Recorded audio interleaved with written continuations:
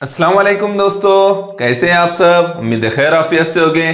चलिए हम लोग जो है एक नया टॉपिक, नया यूनिट शुरू कर रहे हैं और हमारे यूनिट का नाम है लैंग्वेज स्टडी।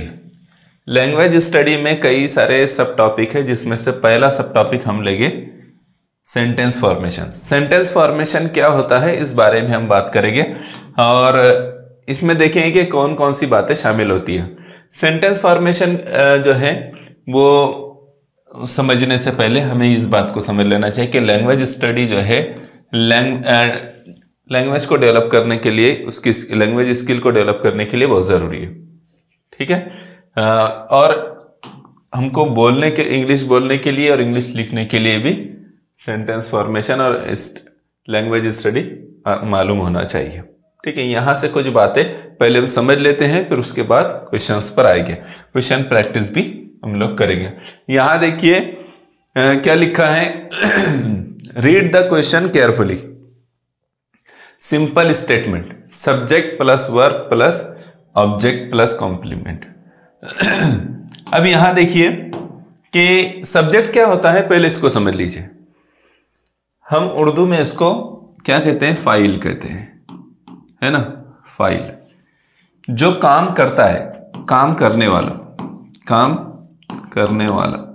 उसको हम कहते हैं सब्जेक्ट। ठीक है। वर्ब किसे कहते हैं, तो वर्ब जो है फेल है, फेल काम, जो भी हम काम करते हैं। ऑब्जेक्ट जिस पर काम किया जा रहा है, मफूल, हमने उर्दू में इसको पढ़ा है। और इजाफी जुमला जो होता है वो कॉम्प्लीमेंट में आएगा। ठीक है। तो अब हम इसमें की एक एक बात को पहले समझ लेते हैं कि कैसे जो है सिंपल स्टेटमेंट बनता है। ठीक है। जैसे ही राइट अ लेटर। ठीक है, ये बन गया।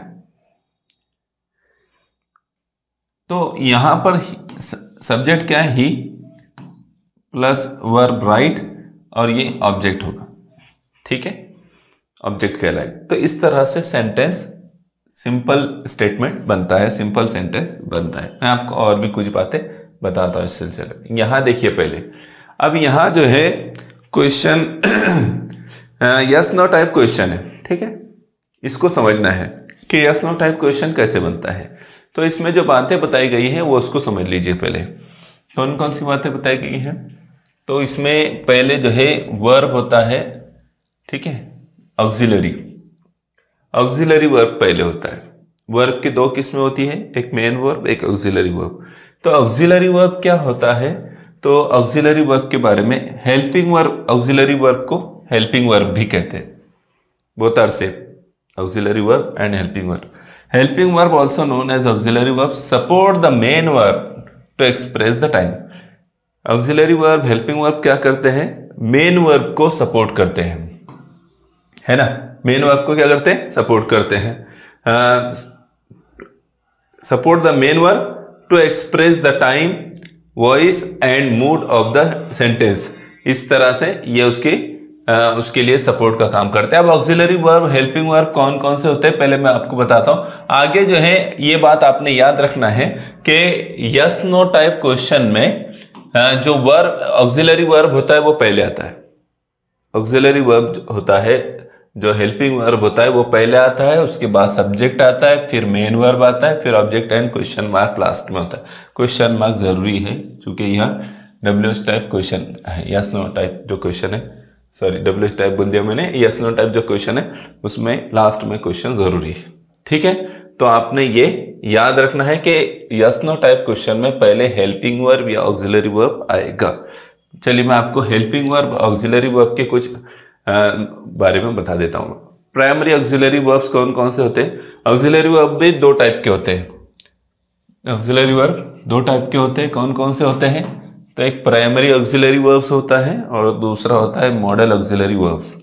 प्राइमरी ऑक्सिलरी वर्ब्स में देखो यहाँ उसके मैंने लिस्ट आउट किया उसको, be, is, am, are, was, were, is being, am being, are being, was being, were being, has been, have been, had been, फिर do, does, did, have, has, had, ये सब क्या है, ये प्राइमरी ऑक्सिलरी वर्ब्स हैं। उसकी examples अगर देखना है तो यहाँ आप देख सकते हैं, I am teaching English um, we are being fed the answer, we have been teaching for 3 years, you have helped me a lot, you do not know me well.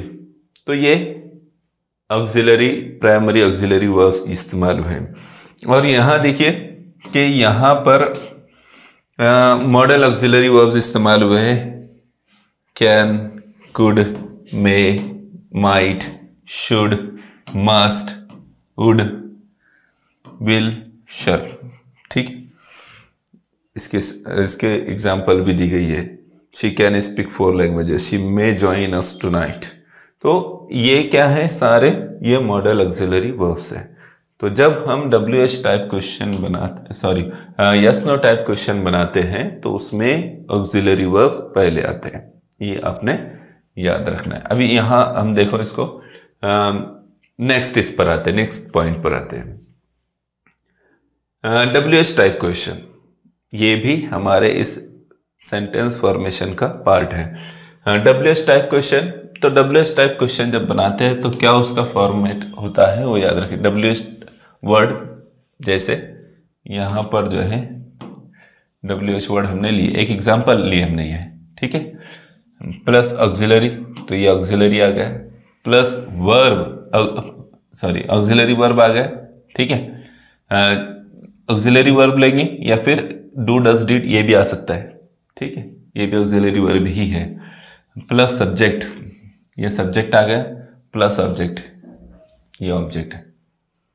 तो ये सब क्या है, ये WH टाइप की example है। Where did he leave his shoes. तो इस तरह से WH टाइप क्वेश्चन जब आते हैं तो उसमें WH वर्ड पहले आता है। अब WH वर्ड कौन कौन से है मैं वो भी आपको बता देता हूँ, और उसका यूज कब किया जाता है ये भी मैं आपको बताता हूँ। लेकिन आपने उसका फॉर्मेट क्या होता है ये याद रखना है कि पहले WH टाइप वर्ड आएगा, फिर ऑक्सिलरी आएगा, फिर सब्जेक्ट और ऑब्जेक्ट आएगा, ठीक है।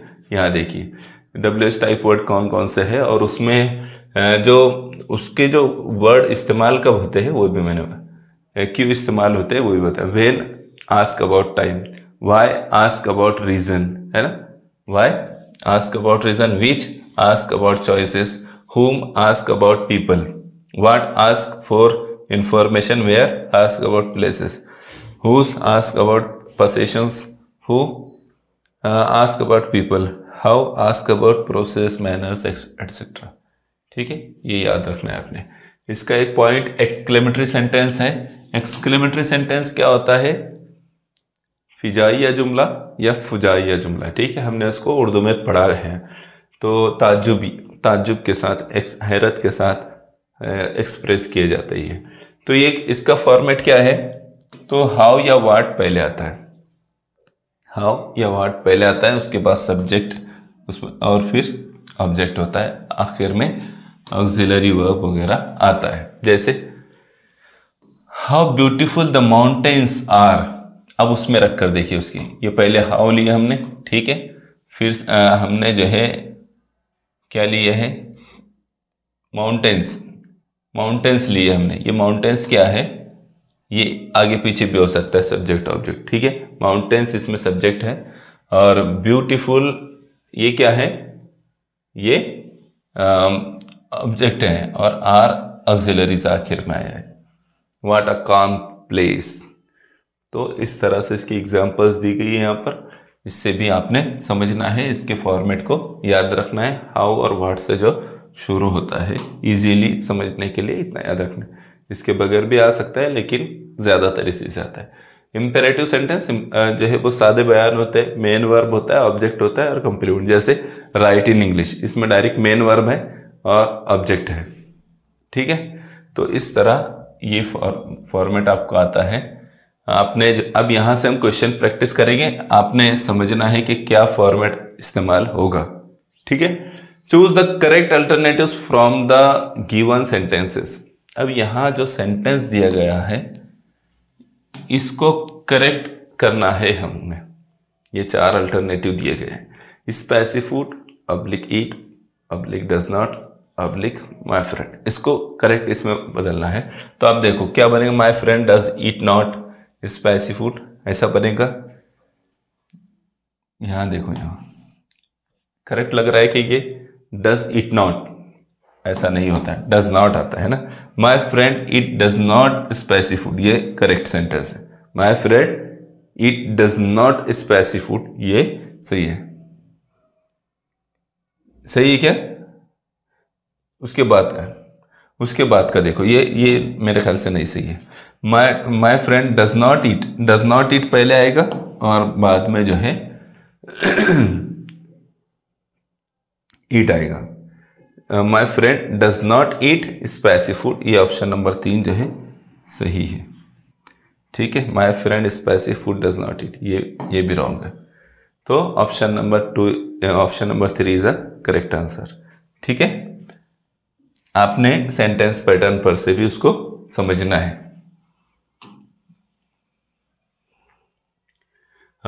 यहां देखिए, choose the correct alternatives from the given sentence.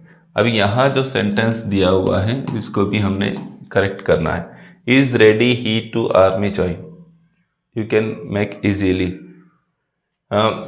Try to make it, कैसे बनाएंगे? देखो, इज रेडी ही टू, तो पहले क्या ले लेंगे हम, चूंकि ये क्वेश्चन वाला है ना, आखिर में क्वेश्चन है, तो हम क्या करेंगे, पहले हेल्पिंग वर्ब जो है वो लेंगे। यस नो टाइप वाला क्वेश्चन है ना, तो इज पहले ले लेंगे। ठीक है, इज ही सब्जेक्ट आएगा, इज ही रेडी, ठीक है, ready to join army,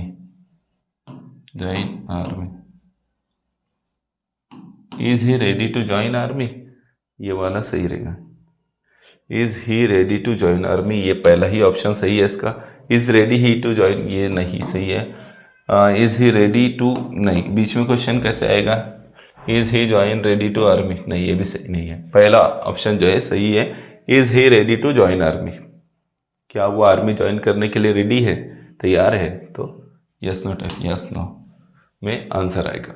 what did he plan to do next week, above statement is WH type question, choose one correct option to form sentence. ऊपर जो है एक WH type question दिया हुआ है और उसका फॉर्मेट क्या बनेगा, इसमें से हमने चूज करना है। तो डब्ल्यूएच टाइप वर्ड, तो जाहिर सी बात है यहाँ डब्ल्यूएच टाइप वर्ड आया तो पहला यहाँ डब्ल्यूएच टाइप वर्ड रहेगा। ठीक है, डब्ल्यूएच टाइप वर्ड, उसके बाद में डीड है ना, तो डब्ल्यूएच टाइप वर्ड के बाद यहाँ सब्जेक्ट आ गया इसलिए ये गलत, यहाँ भी सब्जेक्ट आ गया इसलिए गलत, यहाँ डब्ल्यूएच टाइप वर्ड के बाद क्वेश्चन आ गया इसलिए ये भी गलत, क्योंकि यहाँ डीड आया है। डब्ल्यूएच टाइप वर्ड के बाद क्या आया है, डीड आया है, इसलिए ऑप्शन नंबर 2 बचा है, तो वही सही रहेगा। चेक कर लीजिए उसको, WH type word plus does did plus subject, ठीक है, सब्जेक्ट ही प्लस मेन वर्ब प्लान और आगे जैसे कि दिया हुआ है। ठीक है, और क्वेश्चन मार्क लास्ट में। तो इस हिसाब से क्या आ रहा है, option number 2 is a correct answer. समझ में आया आपके? इसके फॉर्मेट कैसे चेक करते हैं ये भी आपने याद रखना है। Beautiful what it picture is, तो क्या रहेगा, किससे शुरू होगा, यहाँ पर व्हाट से शुरू हो रहा है ना, तो हाउ आ रहा है क्या उसमें, नहीं, इसलिए ये कट हो जाएगा। इट इज से शुरू होता है क्या, ये नहीं शुरू होता है, ये भी कट हो जाएगा। व्हाट से शुरू, what a beautiful picture it is, चूंकि यहाँ कह दिया गया है कि ये एक्सक्लेमेटरी सेंटेंस फॉर्म करना है। ठीक है, तो व्हाट या हाउ से शुरू होता है, तो यहाँ ऑलरेडी व्हाट दे दिया, तो हाउ का काम नहीं रहा फिर, तो इसलिए तीनों भी कट गए। Beautiful, what a beautiful picture it is, ये बचेगा और यही हमारा राइट आंसर है। ठीक है, ये आपने याद रखना है, कैसे फाइंड आउट आंसर करते हैं, ये भी बहुत इंपॉर्टेंट है। Please open the door, above statement is imperative statement, find correct sentence formation order of the above statement, ये imperative sentence है। ठीक है, imperative sentence में आपको जो है इन चारों में से पहचानना है कि कौन सा फॉर्मेट है। अब पहले इसको देखो, प्लीज क्या है, ये रिक्वेस्ट वर्ड है ना, रिक्वेस्ट वर्ड है, तो ये वर्ब आया कि पहले, इसका मतलब ये गलत। ऑक्सिलरी वर्ब है कि वहाँ पहले, नहीं, इसका मतलब गलत। अब ये दो बच गए, अब हम दो में से एक को जज करेंगे। ओपन, ओपन क्या है? ओपन, ओपन जो है वर्ब है, ठीक है, तो ये वर्ब यहाँ भी है यहाँ भी है, इसका मतलब अभी आगे भी चेक करना है हमको। द डोर, डायरेक्ट जो है ऑब्जेक्ट आ गया, ऑब्जेक्ट। कॉम्प्लीमेंट है कि यहाँ पर कॉम्प्लीमेंट दिख रहा है कि यहाँ नहीं, इसका मतलब ये रॉन्ग है, ऑप्शन फर्स्ट सही है, क्योंकि यहाँ कॉम्प्लीमेंट ये नहीं है, ऑब्जेक्ट पर खत्म हो जा रहा है, ठीक है। तो इसलिए इस तरह जो है हम आंसर फाइंड आउट कर सकते हैं, ठीक है। चलिए नेक्स्ट क्वेश्चन देखिए। Did he went to fun fair in village. यहां पर हमको पहचानना है कि find out the wrongly used word. तो यहां देखो, इसको थोड़ा सा अगर गौर करेंगे तो समझ में आ जाएगा। डिड ऑलरेडी पास्ट के लिए इस्तेमाल हुआ है, और वेंट, वेंट भी वर्ब की तीसरी शक्ल और पास्ट के लिए इस्तेमाल हो रही है। तो क्या दोनों एक साथ इस्तेमाल हो सकते हैं? नहीं इस्तेमाल हो सकते। तो यहाँ वेंट जो है डिड से तो शुरू होगा वो, लेकिन वेंट नहीं आएगा, यहाँ वेंट रॉन्ग है। Did he go to fun fair in village, did he go to fun fair in village, तो ये इस तरह से बनेगा, वेंट यहाँ रॉन्ग आएगा, रॉन्ग है, ठीक है। वेंट ऑप्शन नंबर 1 जो है रॉन्ग है। हाँ, यहां देखो, we are very fortunate to receive a scholarship, we are very fortunate to receive a scholarship at the word for higher studies, उसमें उस ऊपर के सेंटेंस में ये ऐड करना है। Choose the correct alternatives. Before we, we से पहले आएगा क्या? फॉर हायर स्टडीज नहीं आएगा, ठीक है। After very fortunate, after very fortunate रख के देखो, we are very fortunate for higher studies to receive, नहीं, ये भी नहीं बन रहा है सेंटेंस। बन रहा है क्या? नहीं बन रहा है। आफ्टर स्कॉलरशिप, आफ्टर स्कॉलरशिप रख कर देखो, तो आफ्टर स्कॉलरशिप रखने में क्या आएगा, कैसा बनेगा? We are very fortunate to receive a scholarship for higher studies, बिल्कुल करेक्ट, ये वाला रॉन्ग हो गया। फिर तो क्या आएगा? स्कॉलरशिप के बाद में हम इसको रखेंगे तो सेंटेंस सही हो जाएगा, सही बनेगा, है ना। तो इस तरह के भी क्वेश्चंस होते हैं, ये अलग अलग टाइप्स के कुछ क्वेश्चन हमने यहाँ लिए, ये आपने समझना है, ठीक है। ये सेकंड लास्ट क्वेश्चन है। He gifted a beautiful pen, he gifted a beautiful pen, add me, me जो वर्ड है इसको ऐड करना है इसमें, in a sentence to form the sentence. ये मी जो वर्ड है इसको इस सेंटेंस में ऐड करना है, तो कहाँ होगा ऐड? बिफोर मी, मी से पहले कैसी है? मी तो है ही नहीं उसमें, है ना। आफ्टर गिफ्टेड, गिफ्टेड के बाद ट्राई करेंगे हम, he gifted me a beautiful pen, बिल्कुल सही है, सही हो जा रहा है ना। Option number 2 is a correct answer. He gifted me a beautiful pen, सही हो रहा है। आफ्टर अ ब्यूटीफुल पेन, यहाँ अगर मी लगाए तो ही गिफ्टेड अ ब्यूटीफुल पेन मी, नहीं, सही नहीं हो रहा है। ही के बाद बिफोर ही से पहले मी, ही नहीं है तो पूरे ही रॉन्ग है। तो क्या है? Option number 2 is a correct answer.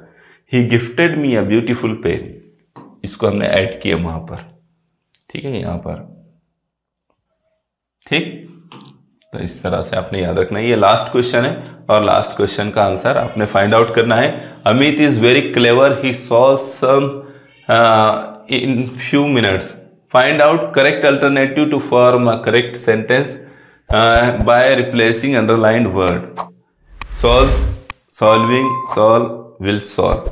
तो आपने बताना है कमेंट करके कि क्या जो है इसका सही आंसर होगा, ठीक है। यहाँ हमारा ये टॉपिक सेंटेंस फॉर्मेशन कंप्लीट हुआ। उम्मीद करता हूँ कि आपको ये टॉपिक अच्छी तरह से समझ में आया होगा, ठीक है। आपने इसकी प्रैक्टिस अच्छी करना है।